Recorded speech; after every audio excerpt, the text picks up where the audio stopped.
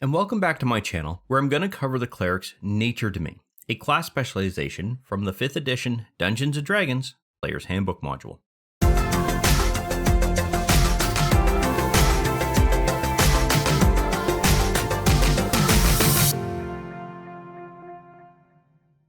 Clerics are one of the core classes within Dungeons & Dragons, and have been there for all of the editions that Wizards of the Coast has published.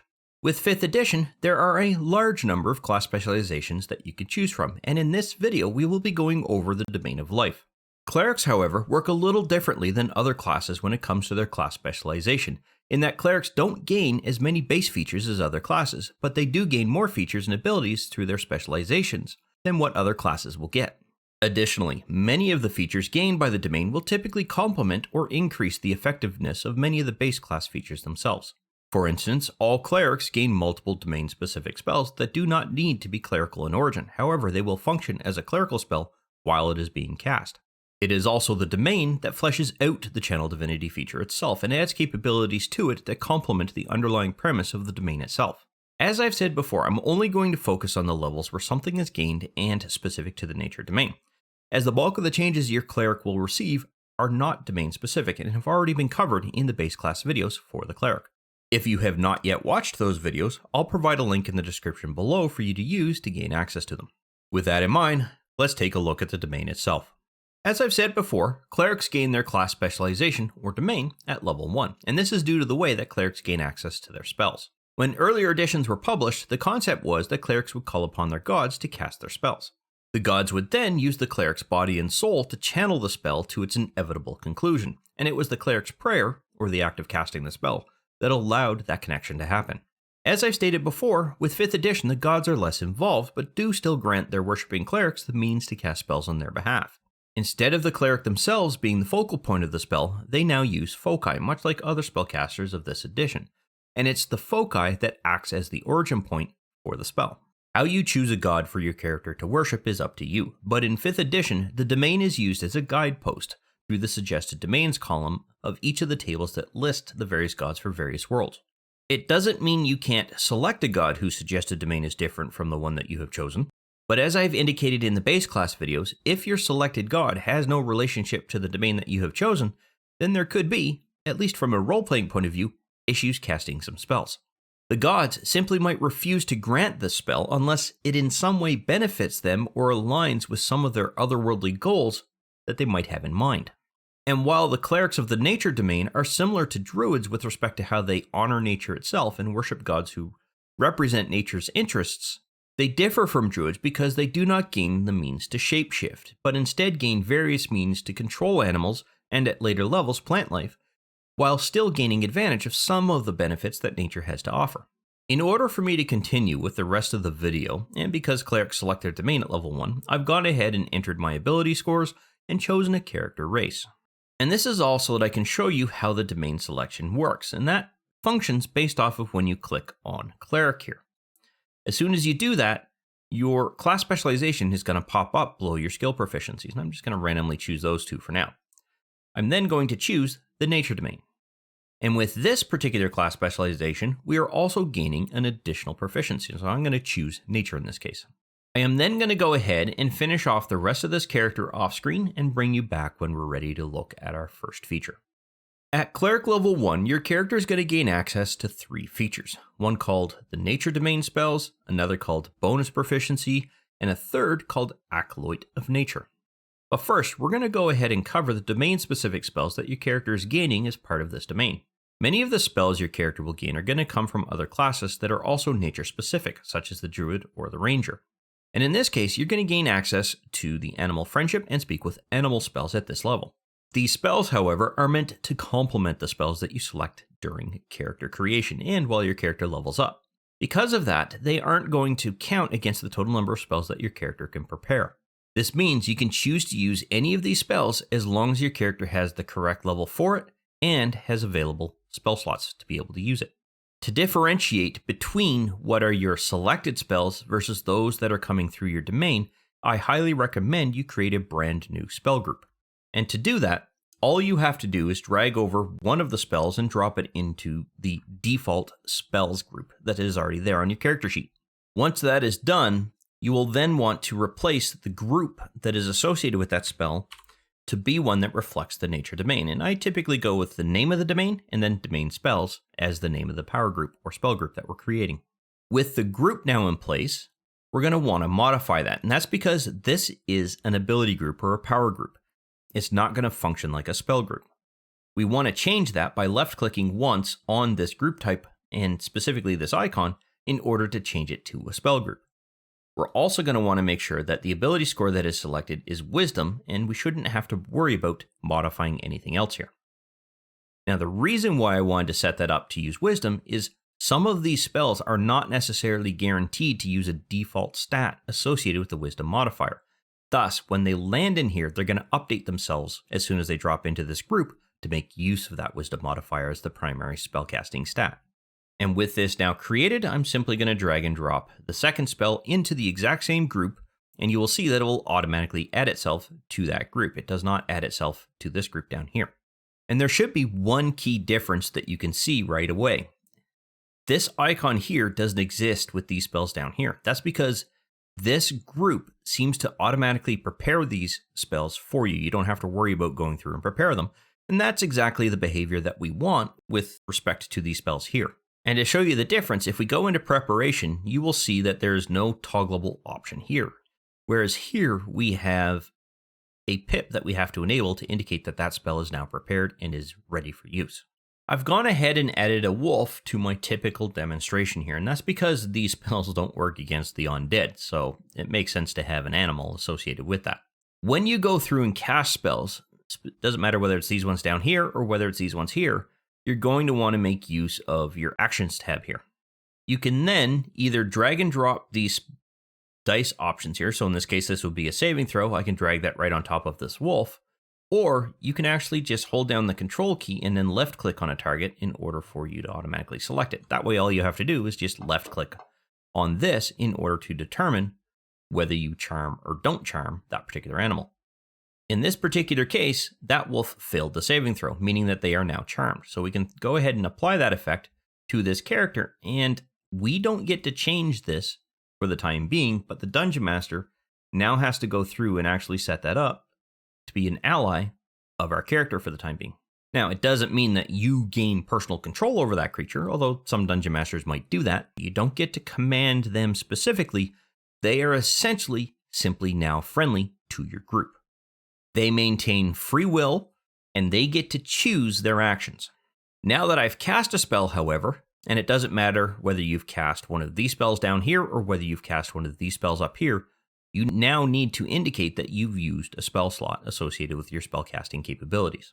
And that's essentially how spellcasting works, regardless of whether it's a nature domain spell or one of your selectable spells. The next feature that your character is going to gain is called bonus proficiency, and what this feature does is it grants your character the ability to use heavy armor. And during character creation, your character will be given the chance to choose a heavy armor type as part of your inventory or item selection. But what doesn't happen is that your character doesn't gain that particular proficiency in that item, even though you are technically set up to be proficient with the armor you've chosen, if you chose, say, chainmail as the heavy armor type. What you have to do is simply modify this, pick one spot, it doesn't really matter what line you choose, hit enter once, and it will create an empty line. And then you just simply type in heavy armor. Don't hit enter again, but hit the tab key to get out of that particular line. And that way you don't have an extra empty line that you now have to deal with and manage at a later point in time. This now officially gives your character proficiency with heavy armor. Even though you were able to select it during character creation, it doesn't automatically add this to your actual proficient list of armor that you can wear. And finally, the last feature that your character gains at level 1 is called Acolyte of Nature. And it is going to give you two benefits. The first is that you're going to gain access to one druid-based cantrip. It doesn't matter which one you choose, it has to be from the druid class, and it's not going to count against your list of known cantrips. And what I mean by that is, by default, when you create a cleric, you typically get 3 cantrips. In this particular case, you get to add a 4th to your list of cantrips because you're gaining a new one that doesn't count against this particular listing. On top of that, you are also gaining access to either animal handling, nature, or survival. And we have already taken care of that particular selection when you saw that proficiency selection pop up after we selected the class specialization. So we don't need to deal with that. And if you recall, I chose nature, which is the skill that I selected during that process. That means all we have to deal with is the spell. So what I'm going to do is I'm going to simply click on spells here. I'm going to set this to level 0 because that's what cantrips are actually isolated as. And then I'm going to make sure that I select Druid as the source. That means that I'm now gaining access to these particular cantrips. I'm simply then going to pick up one of those cantrips and drop it into place. And for all intents and purposes, this is now going to act as a clerical spell as I go through and cast it. It is not going to be a druid spell while I'm casting it. At Cleric level 2, your character is going to gain access to the Channel Divinity feature through the base class, but at the same time, you're also going to gain access to this additional Channel Divinity option. In this case, it's called Charm Animals and Plants. And with this feature, your character will present their holy symbol, much like they would normally do if they're going through and turning the undead, and instead of turning creatures, you would be able to charm any plant or animal that is within 30 feet of where your character is standing, as long as they can see your character, specifically as long as they can see your character's holy symbol. These plants or animals would need to make a wisdom-based saving throw to avoid being charmed for 60 seconds or until the creature has suffered some form of damage. Unfortunately, this feature does not allow you to control or suggest things for those creatures or plants to do while they are charmed. It simply prevents them from being aggressive to your allies or party members until the duration of the charm effect is nullified or worn off. Those creatures and plants retain their free will, but they can choose to help the party if they feel it won't violate any of their convictions. For instance, a wolf that is charmed will not attack other wolves that are not charmed and are still aggressive to the party, but it might still try to help the party by attacking other hostile creatures that it has a natural dislike to. Because of the way that Channel Divinity works, I highly recommend creating a dedicated group specific to Channel Divinity features. And this is because this option to the feature, as well as the Turn on Dead option that you gain when you get Channel Divinity, are linked capabilities. So you can see them both here in our action sheet. And what I mean by linked capabilities is that if you use one, you burn the ability to use the other. So let's create the group first, and then I'll demonstrate what I mean by that. I'm first going to replace this group here with one called Channel Divinity. And as soon as I enter or exit out of that text entry box, it will update this to move it over to here. I'm just simply going to grab that now so that I can make use of it later when we move this up. I'm then going to modify this and set it up to use Wisdom as our primary stat and to set this up to have one rest. And the reason we want rest here is because with Channel Divinity for a Cleric, you can complete a short or a long rest to be able to regain any spent uses. And at this level, you only get one. You will now notice that a pip has appeared next to Turn on Dead. And when we move this feature up into there, it will also gain a pip. And I'm just going to get rid of the duplication of Channel Divinity here so that it clears out what that is and temporarily remove that group. Now, the reason why it's important that this pip is there is because watch what happens when I click the one next to Turn on Dead. This one here is also now tagged as used. And that's exactly how Channel Divinity works. You either get to choose to use Turn on Dead, or you get to choose to use Charm Animals and Plants. You can't burn one and then burn the other. That's simply not how it works. If I untick Turn on Dead and then tick Charm Animals and Plants, you will see that I am unable to use Turn on Dead.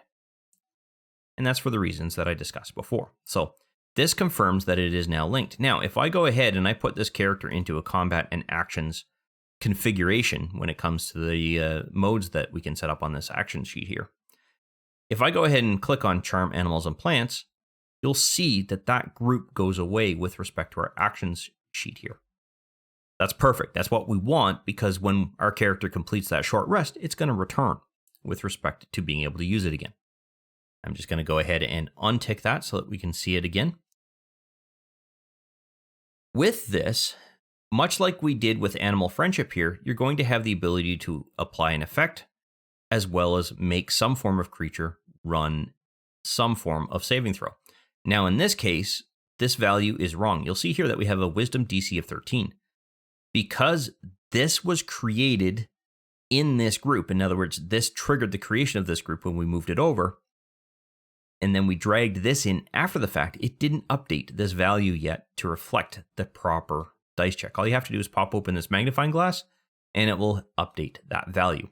This should be a one-time thing. It should never occur again with respect to this particular option and being able to use it.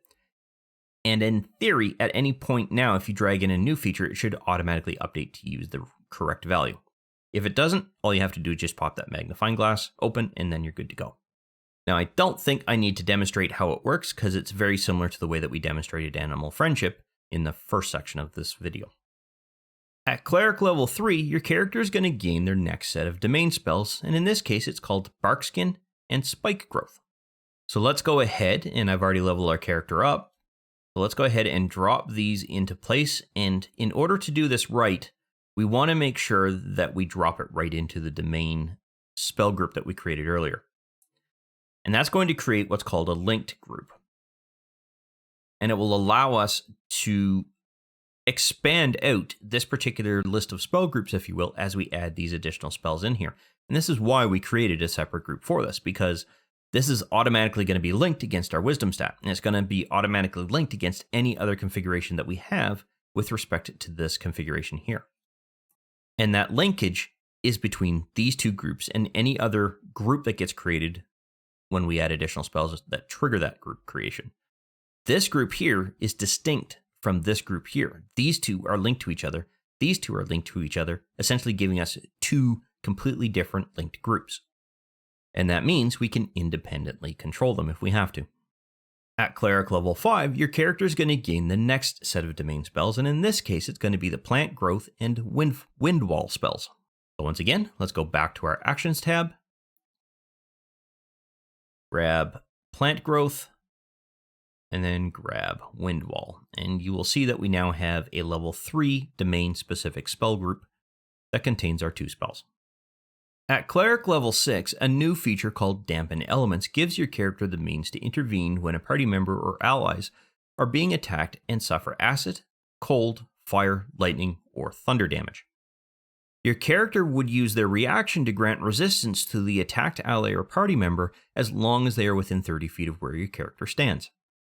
The damage type that will be resisted is the same damage type defined above, in that if a party member is hit with lightning damage, then they would be granted resistance to lightning damage. And if you choose to use this feature and consume a reaction to help them reduce that damage. And this is key because this is a reaction, you have to have a reaction available for use. One of the more common questions associated with this kind of resistance, however, is how does this affect spells that already do half damage when saving throws were successful?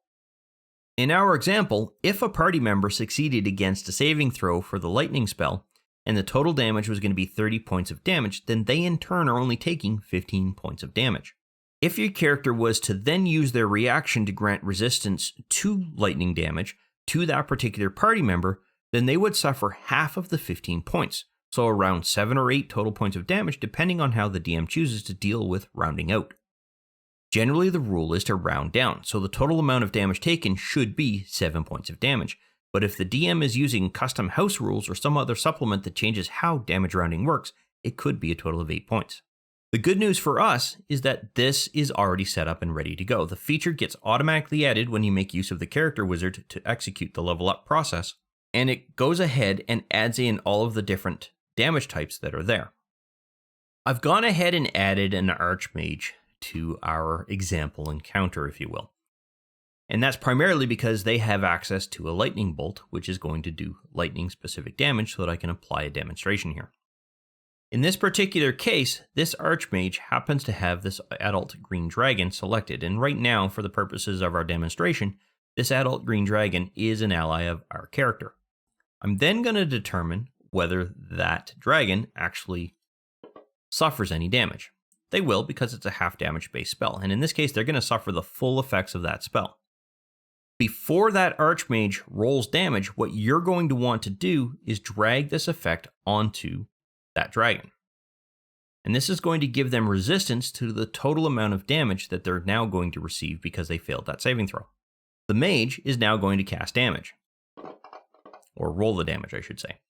And what we should see is that our green dragon partially resisted that particular amount of damage coming in, and that the effect that was on them is now gone. That's because this is going to disappear once they have, quote unquote, absorbed the amount of damage that they should have initially received, and it's been halved.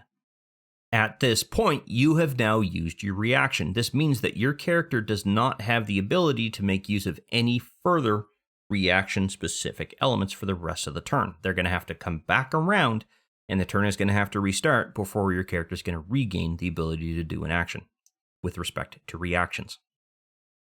At Cleric level 7, your character is now going to gain access to their next set of domain spells, and in this case, it's going to be the Dominate Beast and Grasping Vine spells. Once again, I've already gone ahead and leveled our character up, so I'm simply just going to open up one of our domain spell slots here and drop our new spells into place.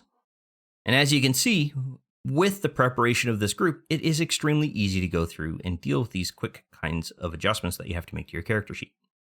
At Cleric level 8, your character is going to gain access to their next feature called Divine Strike. And what this feature does is it allows your character to add supplemental damage to any weapon attack once per turn. In this case, the damage type is going to be 1d8 points of cold, fire, or lightning damage, which you get to choose at the time that you make use of this particular feature. And the only other restriction is that the weapon itself has to be a melee or ranged-based weapon, i.e. a mace, a sword, a bow, crossbow, something like that. You do not get to use this with respect to casting spells or making use of objects that are not necessarily classified as specific kinds of weapons. And while the effect itself is added to our character sheet here, you will notice that it's cold, fire, or lightning. Here is the catch. This isn't going to work in this configuration. It's going to pick cold damage and always do cold damage. In fact, it might actually not even work with respect to how it is currently configured. What you will want to do is modify this effect and add 2 more. And then simply copy and paste what's here and modify these ones to reflect the differences. And you want to keep everything else the same. So you want it to expire on the next roll, you want it on self, and it doesn't go away here, but just get rid of cold and lightning for this one. And then modify this one and do the exact same thing, but this time we're going to keep lightning.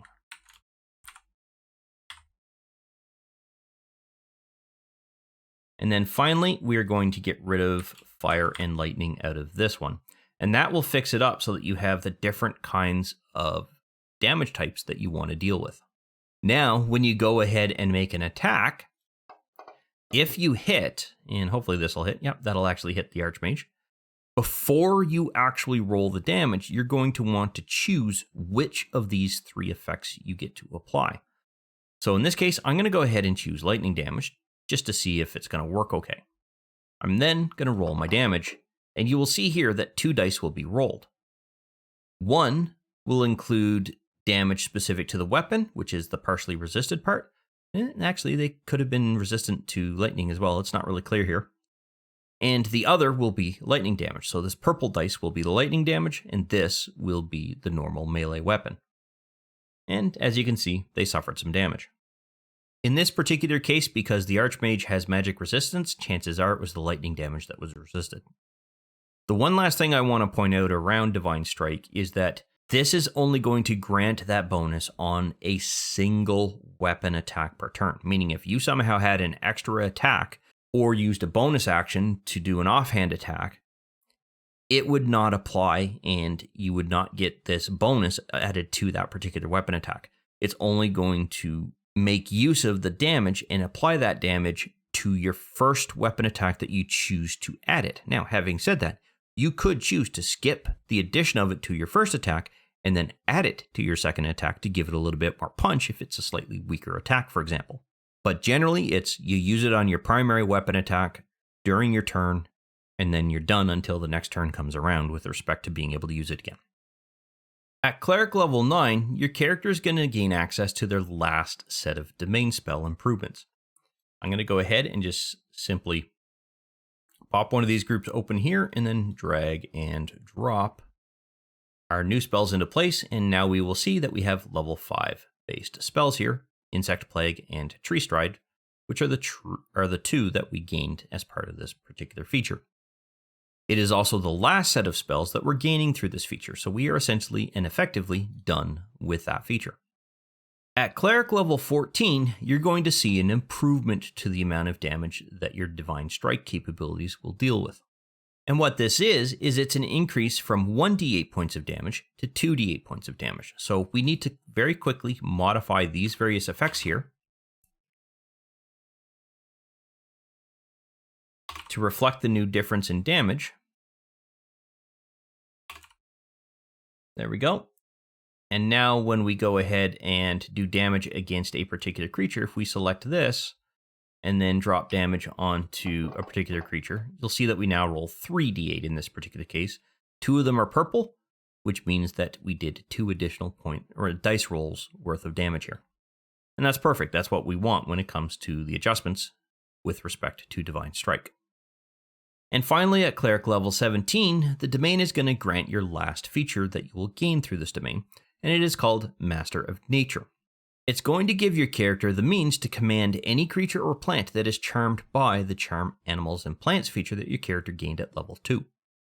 Until now, the charmed creatures had free will when under the effects of the Channel Divinity feature, and while they could potentially help the party during the heat of battle, they still had a choice of how they did that. With this feature, you can now change that and actively command those creatures through verbal commands. You would choose to use your bonus action to command all of the creatures that are charmed, setting up their actions so that when their own turn comes around again, they will execute those commands. This means that you need to track which creature was given what command and then execute them and remind the Dungeon Master what's going to happen when their turn circles around. However, some Dungeon Masters will actually change how those creatures work, in the sense that as soon as a wolf is charmed, that wolf is now going to operate on your initiative roll. Thus, all of their turns would now go through immediately after your character does, giving you the opportunity to set up that command and then execute those commands immediately afterwards.